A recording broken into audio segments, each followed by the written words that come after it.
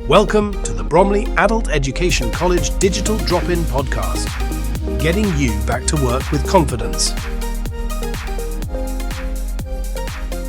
Hello, my name's Jill Collier and welcome to episode 33 of the Digital Drop-In Podcast. Today I am joined by Hannah Cole, who is a PT and sports massage therapist. So hello, Hannah. Hello, Jilly. So what does even PT stand for? What do you do? So I'm a personal trainer. A personal trainer? Yes. Right. And you obviously enjoy your job? I do enjoy my job, yes. Training lots of women, some men. And how did you get to this point? We often find that we start doing one thing when we leave school and then we end up moving on to something else. Has that happened with you? Yes. So I was always quite sporty at school, always in like the netball team, the hockey team, and I was quite arty as well. So for my A-levels, I did do art and design and PE, and I also did computer studies. But at the time, I didn't really know what career I wanted to have. I mean, I suppose in an ideal world, it would have been working for Nike, designing stuff. But yes, so I didn't want to be a PE teacher, and that's all I thought I could be. So I ended up doing a degree in graphic design. Can I just ask, why did you not want to be a PE teacher if you'd enjoyed it at school? I don't really know. I just didn't really fancy working with kids, I suppose, and being at school. I don't know. It wasn't. You just knew it. No, I think maybe because I liked some sports, but I didn't like all of them. I was never a big fan of the gymnastics or the athletics and things like that, despite the fact that I do quite a lot of running now. But yeah, so I think I wanted to give the graphic design route a go.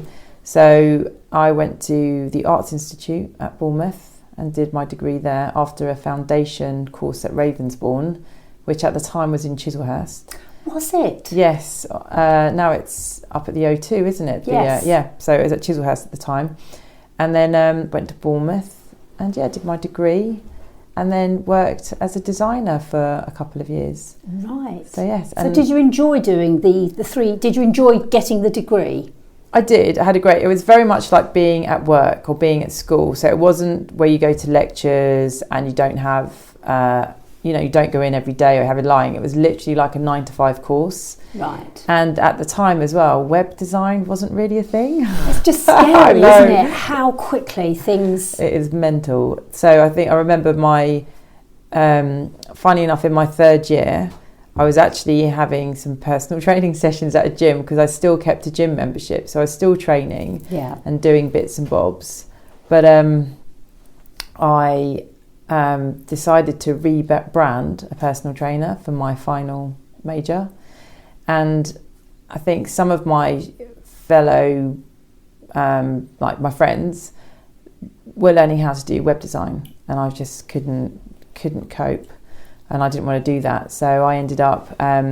You couldn't cope, as in you. I didn't want to learn. You didn't like the computing side. Yeah, of it. I wasn't a fan of the web design stuff. Yes. I did enjoy the computer side of it, and I was very much into typographic stuff. And I think I would have liked to have done the credits on films and things like that ultimately. Right. Yes. But no, I ended up doing like a rebranding of so corporate ID and print and all that, which I really loved, and I had a great trainer, and I did that for my final major. Right. But then when I left, I got... So the seeds were sown back when you were 21. Yeah. So yeah, I know, it's nuts, isn't it, to think that. But I always kept up training. In fact, I think for my 21st birthday, my parents bought me some personal training sessions. Right. So I moved back home, and then I eventually got a job in London working for a web agency, but they were part of a bigger corporate company called Capgemini Ernst & Young. So it was a very new thing for them, and I think the idea was to work for them and then learn how to do web design as well. They would like train you up. But ultimately, I think it just didn't work. It was so new in those days, isn't it? I mean, I even remember going to a lecture at school about the World Wide Web. So I eventually got made redundant, actually, and then found another job working for a DVD design company. So it was great, and it was working in Soho, and it was cool, but it was pretty boring. What were you doing though? So I was designing the menus right. on DVDs. Right. But a lot of our work was from Paramount. So we would redesign what had already been designed, but to fit the ratios for the European countries, because it all changes. Yeah. Yes, it's a different size. Yeah, but it? I did actually design the menu for season 3 or season 4 of Sex and the City. Oh wow, that is one of your claims to fame. One of my claims to fame. Yeah. Oh my goodness. So I did that. I don't even know if you could buy the DVD anymore, to be honest. No. But I did that, and then I'm sure it's in some pound shop. Yeah, probably. Or I've probably got the only copy. But I did that, and then again I was still having personal training, and it kind of got to a point where, do I want to carry on doing this, or do I want to pursue something else, or do I want to go travelling? And I think I did have a long-term boyfriend at the time, but I think I just decided to change career. So it meant living at home for a bit longer. It meant going back to school, even though it was like an intensive 3-month course.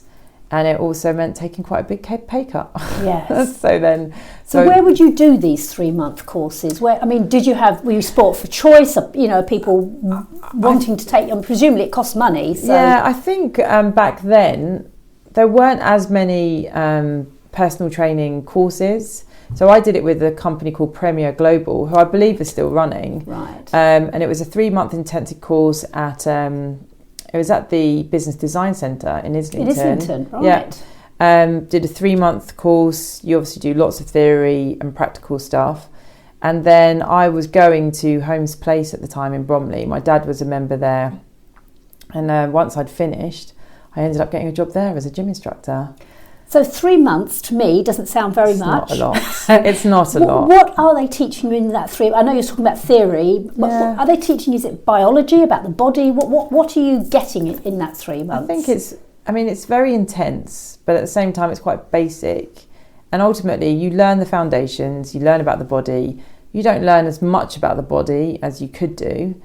Since then I've obviously done more courses in various things, but you learn about the body, you learn about programming for training people, various different ways of programming, whether it's strength, whether it's hypertrophy, whether it's endurance, different things. Again, kind of the foundations of what you need to learn. And ultimately back then, we're talking 20 years ago now, just a bit more, you don't actually learn properly until you're on the job. And that's what I was assuming when you said 3 months. Well, ultimately, to be a personal trainer, there's different levels. So you become a level 3, but to actually work in a gym, you only need to be a level 2 gym instructor. So then that's very much the foundations.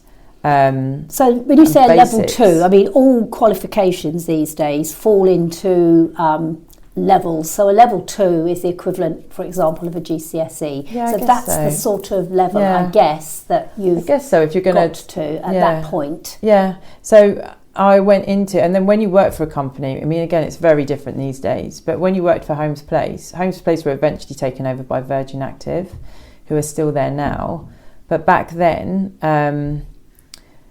it was just different. We didn't have social media. No. It was a really nice environment because your personal trainers were much more qualified,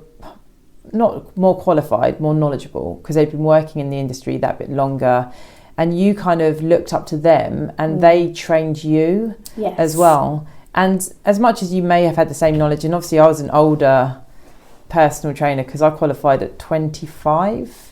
And obviously some of them had gone straight from school, from either 16 or 18.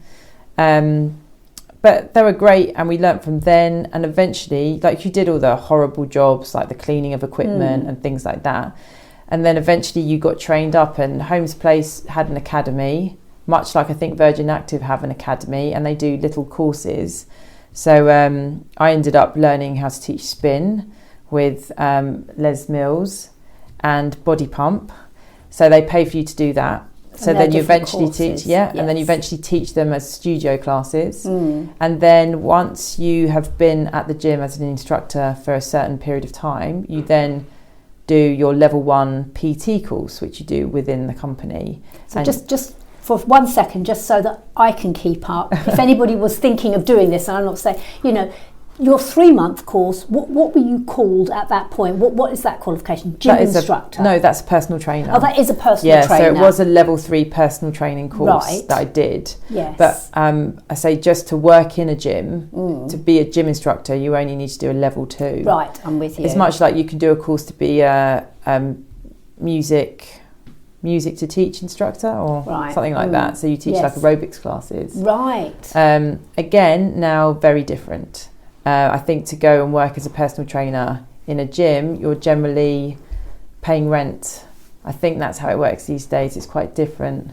That's the problem, isn't it? Things change so quickly that it's a moving target, isn't it? Yeah. But so you do this 3-month qualification, and then really that just gives you the sort of the framework to then go and work in a gym to kind of be taught, really, doesn't it? Yeah. I mean, and the thing is as well, you always feel a bit bad because there are people who become personal trainers who have sports science degrees and things like that. So they've kind of done that route. So it's quite easy to become a personal trainer in a way. Yes. But I think ultimately to be a good personal trainer, you have to learn on the job. You have to keep researching, keep learning. That's how I feel anyway. I think you do with any job. Yeah, I mean, I've been qualified in sort of various sort of disciplines for over 20 years, but I'm always going on courses because A, the world moves on, and B, if it's your passion, you're kind of hungry to learn more. Yeah, anyway, absolutely. I just think these days,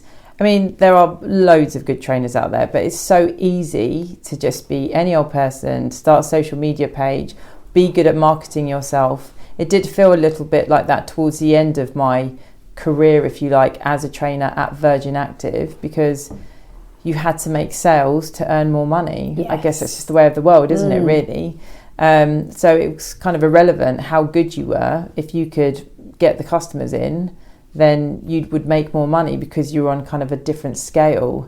But you know what, Hannah, it's the same in every walk of life. That's the thing, isn't it? You really are selling yourself. Yeah. And if somebody likes you, whether it's a salesman, I mean, I made lots of money selling computers, not because my computers were any better than anybody else's, but because people liked me, they trusted me. Absolutely. And it's the same, isn't it? That absolutely. And if you're walking around a gym floor, they go, oh, there's Hannah, we know her, we like her. Yeah. They're going to buy into your skill set rather than somebody else's. I mean, ultimately, at the end of the day, you know if you've got a good trainer or not, don't you? Really? So it is. It's just that sort of world, isn't it? Well, but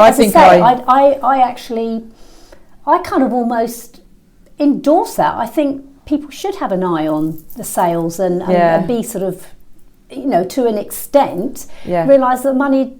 You need to earn money to earn your keep, really, don't you? Yeah. So, completely. Yeah. So no, it's good. I think I just feel quite lucky that I qualified at the time that I did. Yes. So it's scary qualifying now, but no, I feel... As in because they need more qualifications or because there's more people doing it? I just think there's so much more competition out there, isn't it? Having to look a certain way or be a certain way. And I mean, some of the influencers on Instagram are great, but some of them you're like, oh my goodness, like it's scary. Yeah, you see, that's interesting. I tend to follow PTs on Instagram that...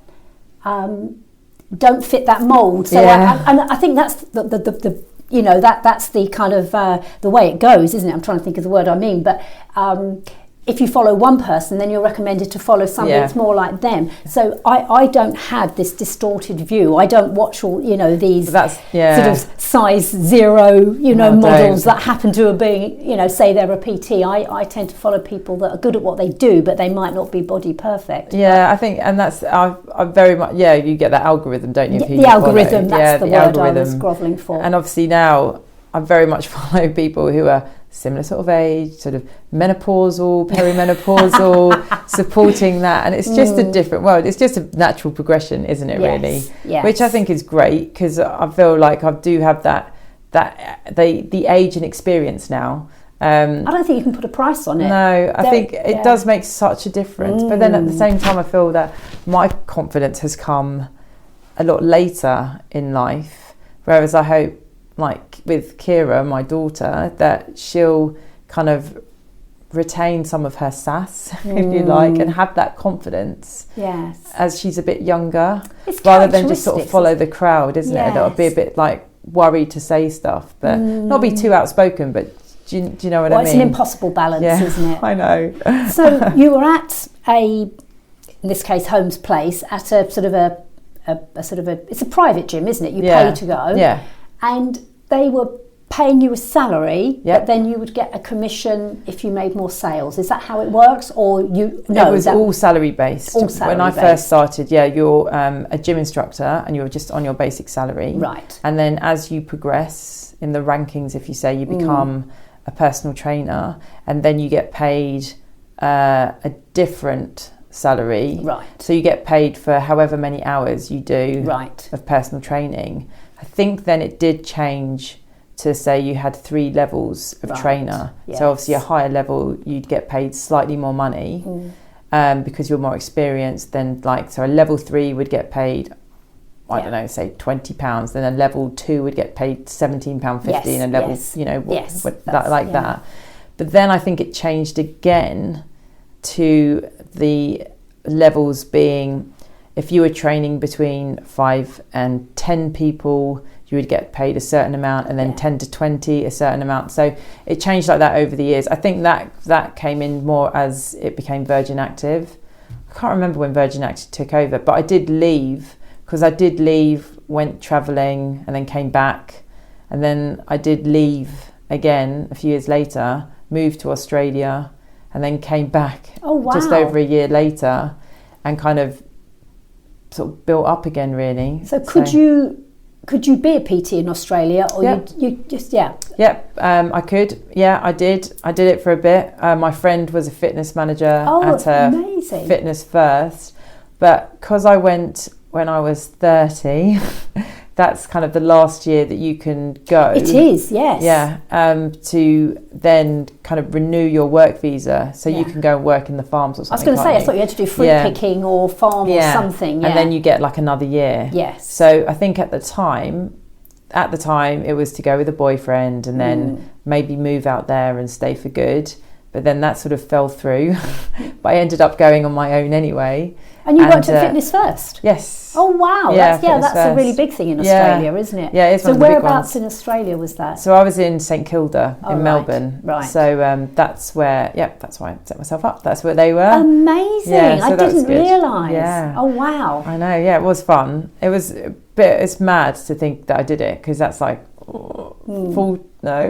we don't need to know. Long time ago now. But so you had a very transportable career then, basically. You're halfway around the world, and your qualifications still allowed you, because in some countries your qualifications, I mean, for instance, my cousin is a hairdresser. Yeah. Well, way beyond that, special effects makeup artist. But from the hairdressing side, in America, for example, she had to redo her exams.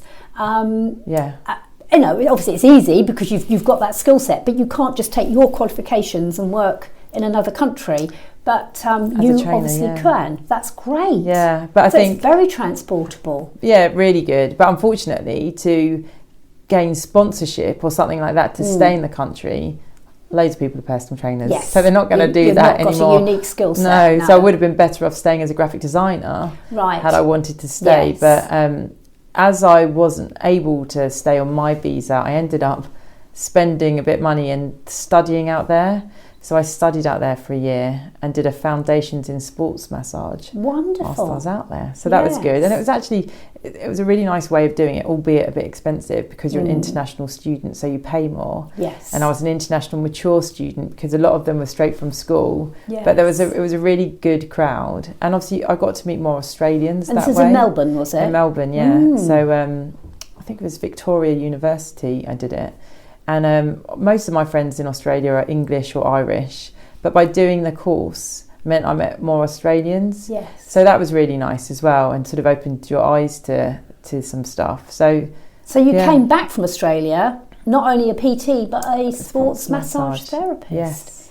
Right. So then you're back home, unemployed, living back with mum and dad. Yes. Yes. And then you decided to set up on your own, or you went back to a company? I went back to Virgin Active then. So I went back there, and then Their eternal boomerang. It just keeps... I know. Keep coming back for more. And the thing is, somewhere like that, it's like Groundhog Day, because all the members are still the same. Oh, really? Are they? Yeah, they're doing the same classes. Oh, no. So you've been away for a year, and you come back, 2. and you're like, you're still doing your 7 a.m. spin class, and you're still doing that and stuff. So it's quite funny. But yeah, I came back, and then I continued studying sports massage with the London, I think it's a London College of Sports massage. Very different to Australia, but then to continue that over there, because obviously I'd only done a foundation course, which again is very intensive, like a full-time course. But yeah, then I carried on over here to sort of finish the diploma in sports massage therapy. So I did that, and then stayed living with mum and dad. I had to build up my job and my client base again, so it was quite full on. And then eventually, I think it must have been about a year later, I managed to move out and rent a flat. So yeah. And you're self-employed now, are you not? Yes. So when did that happen? What gave you the courage or the kick or whatever it was to decide you wanted to have your own business? I think, initially sort of going back to Virgin Active, and then finally sort of renting a flat just to have that independence. That was great. And I think I got to a point of working at Virgin Active where I'd been sort of there on and off for 10 years, and it just started to get a little bit soul destroying. It's very, like silly little things. I remember qualifying in kettlebell training. I can't remember, I think that must have been before I went travelling. And having done the course and qualified, and it all when it was very new, and they were a bit like, oh, but you can't teach it here because you haven't done our in-house course. It's like, but I've just done like one of the main courses. And so I ended up doing their in-house course, which was actually taken by one of the girls that I'd qualified with. And just things like that, really. It's just it's just internal politics, isn't it? Big company, corporate, rubbish, isn't it, sometimes? So I didn't start my own company till, I think I'd met Rich as well at that point in 2012. And then in 2014, decided to take the plunge, basically. And I'd started moving away anyway, doing little bits here and there of private clients. And then I was doing more massage at home and things like that as well. And yes, I took the plunge and went self-employed in 2014 and started Valkyrie Personal Training and Massage. So yeah. That's the company name, That is my company name, yeah. Well, yeah, I'm a sole trader, but that's, my company name. Not that I really sort of use it that much anymore. I mean, as much as I love the name, a lot of people can't say it or think it's a Tom Cruise movie. So tell me, what does Valkyrie mean? Well, Valkyrie is kind of, are the women that come down from Valhalla and take the Vikings, once they've been killed in battle, back up. Right. So they're kind of female Vikings, basically, and very cool, strong women. Well, that's a very appropriate name then, that's isn't what I it? thought, yes. So do you have a website, Hannah? Is that your website or that's just your company name? I do have a website. It is a bit outdated. Right. I do have an Instagram page. I did have Facebook, but I'm not on Facebook anymore. Right. No, that's fine, because I'll put them in the show notes for anybody that wants to follow you or wants to get in touch with you to get some personal training. Yeah. So I'll just make sure I've got all of your details in the show notes. Cool. So you decide to open this company. What happens then? Do you go to other organisations to almost subcontract to know you've got some business, or do you just rent a room? What happens? I don't know. I think I started up some boot camps. So I was doing boot camps in the park. Right. And then... Come rain or shine? Yeah, kind of. We were quite hardcore back then. Yes. I think if it's absolutely hammering it down with rain, then you tend to not do it. But generally, yes, in the snow as well. I've done it in the snow. So I was running them generally in the morning, I think one evening, then going to people's houses. Oh, right, go to the houses. Yeah, doing some personal training. Because I think most of my client base would tend to be more circuit-based stuff. Obviously, it's not practical for a guy or a girl wanting to get super strong, lifting heavy weights, because you just can't do that, traveling, like mobile training. But circuit-based stuff, I had my kettlebells, I had some dumbbells, and various other bits of equipment. Right. So that's fine doing stuff in the park, doing stuff at people's homes, just for sort of weight loss, some sort of strength for people that haven't done much training, just, all over body training really. Yeah. It's only more recently that now I'm training from a unit. I teach spin at a studio in Tunbridge Wells. Because moving towards sort of women as they get older and encouraging that, so it's great to have a facility to work out from, but I still do the home training. You do still do that, still right? do training at home, and still do a bit of boot camps and stuff. I'm not really doing as much sports massage anymore. It used to be great when we were in the flat and we didn't have kids and loads of pets, even though the cats did used to join in occasionally, so people could come to the flat and I'd have a room. Obviously life's changed a little bit now, and I think even since COVID I haven't done as much massage, or if any massage since COVID really, apart from sort of family and stuff. So that might be something again that I'll start to build up again. Yes. But it's just that constant, I mean, life changes after having kids and things like that anyway, so it's always kind of building up, but it does work quite well around sort of school life and mum life. Yes, and things because you can book your appointments when you want to book them, absolutely. And that's the upside of being self-employed, as opposed to the downside is that if you don't work you don't get paid, and all the other things that go with it. Yeah. I just want to ask you a little bit about female training, because I think probably in the last 20 years that you've been sort of actively training, do you think more women have got on board with this type of thing, or is it just I'm naive to it? What is there a trend that's changed or not? It's always been popular. I think it's always been popular, but it's very different.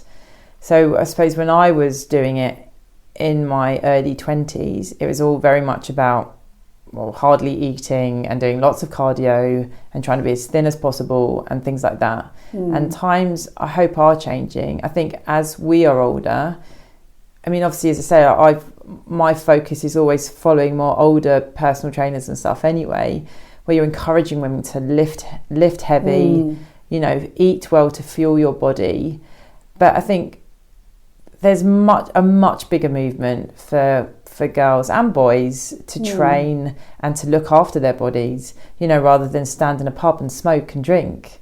I've seen a huge shift, but maybe that's, again, the algorithm, that, I mean, I was aware there was female bodybuilders, which was obscene. It would be the fake tan and that funny brown stuff and extreme muscles. Gravy browning. Yes, gravy browning. I was aware of that many moons ago, but I probably wasn't aware of just general women weightlifting, not to become like that, just for their own it's just really bone strength. Whereas now doctors and things are telling you, aren't absolutely. they? That, especially sort of perimenopausal, menopausal, you should be lifting weights. Well, I was naive to that until a few years I think ago. A lot of us were really. I think even now, like for me, I wish my younger self knew. I mean, as much as I was a trainer and I kind of felt that I was like, I always, put myself as the fit fat trainer.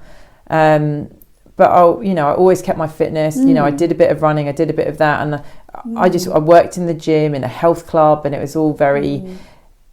It was all just training for health and training to kind of look a certain way, even though, diet was never quite my strong point. As much as I could preach it, I was never quite as good practicing it.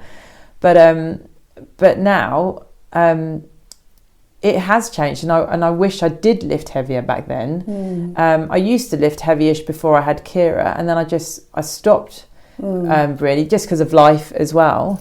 But that's why when I did kettlebell training, it was great. It was very empowering because you were able to swing quite a heavy weight because of the style.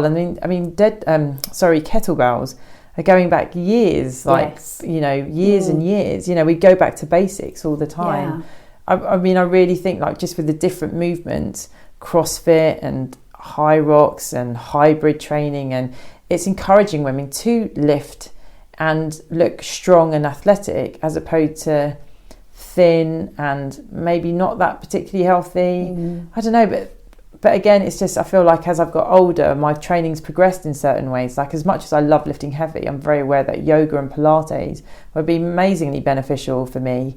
But again, it's just combining it. It's always getting, that balance, getting that balance, as you say. And the core strength. And yeah. When you have that strong core, you can almost do anything, can't you? Whether it is yoga or lifting weights or whatever it is. Yeah. Once that core is there and maintained. Yes. That's the scary thing, I think. It's maintaining it. You can't say, well, I'm here now, I've arrived, tick box. Yeah. It's still a every day, every other day type of... I think so. I think as I feel like it's my job to encourage people, whether they be, men, women, boys, girls, to enjoy training, because let's face it, not everyone enjoys training, not everyone enjoys being physical, but it's finding something, and it's encouraging people that it's not about looking a certain way, it's not about, as much as it helps, it's about creating those habits for the future when your body really does need it. Yes. Because as soon as you stop,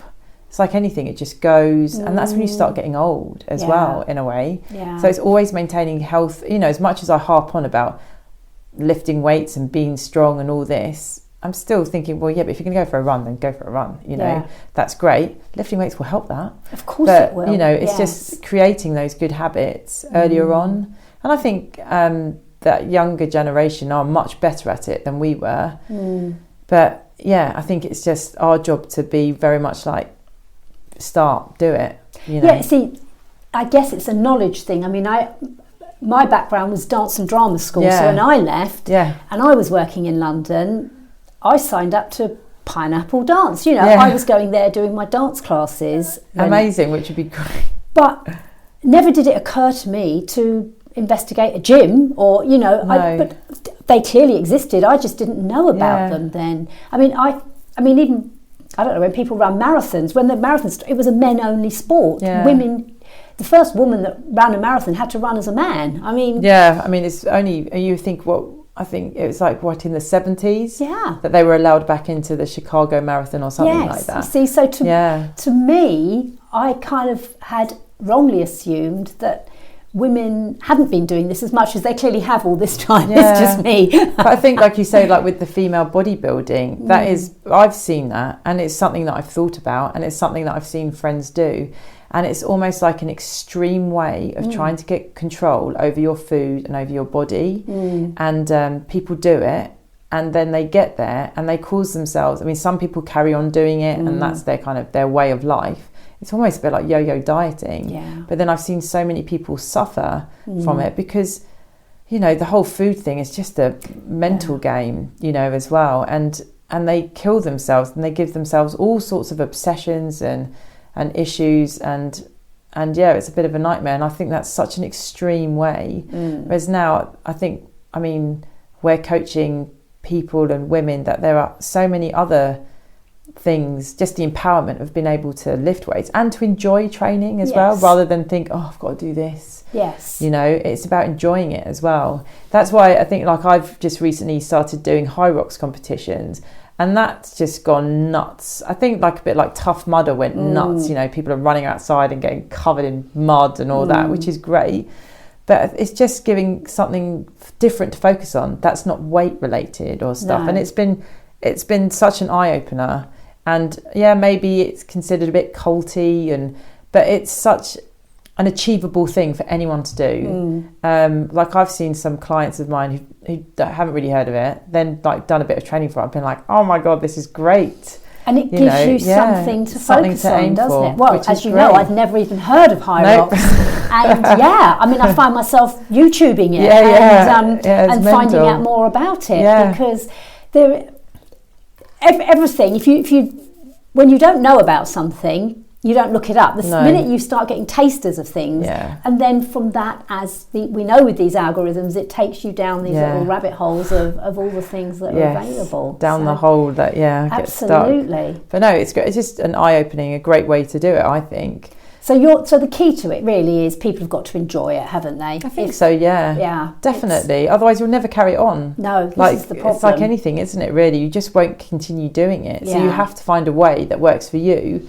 And it's my job to help that and encourage it as well, really. Yeah. Whether I'm getting someone to, try and do a 100 kilo deadlift, to just doing a bodyweight squat. It's all functional movement. It's all going to help us as we get older and just make us feel better. Yes.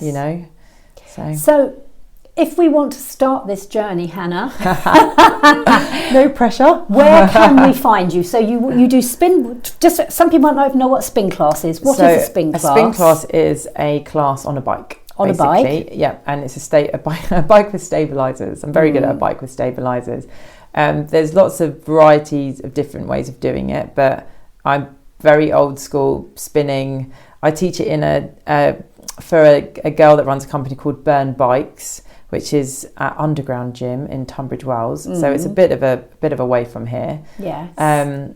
But yeah, I like that. That's kind of my secret pleasure because I don't go out much. So I basically get to listen to loud music that I like. I was going to say, it is a performance, isn't it? And shout at people. Yeah, I get totally sucked in. And it is like a bit of a club, isn't it? Club feeling. So that's my secret or guilty pleasure.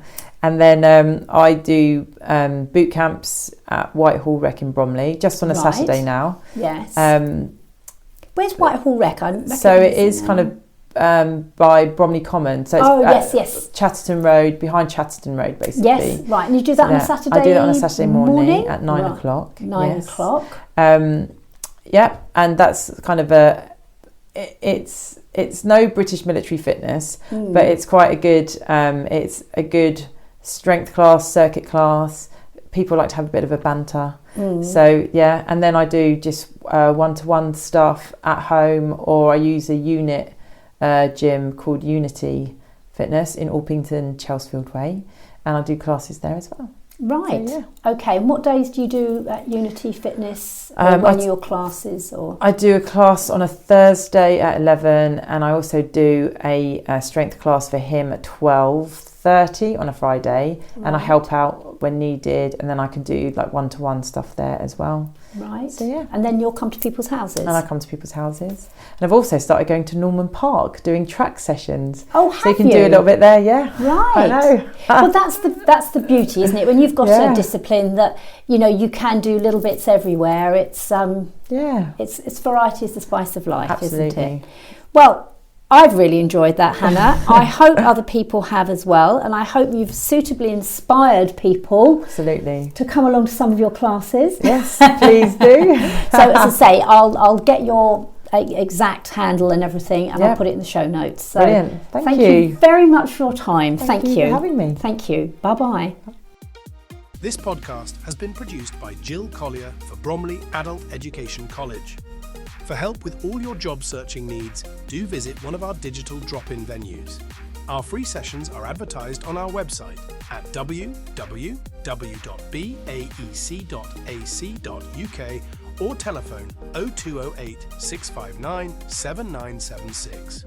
We offer free use of computers for job searching, advice on creating a winning CV, plus lots of short training courses to gain skills in the digital world. Don't forget to subscribe to this podcast to receive notifications of new episodes.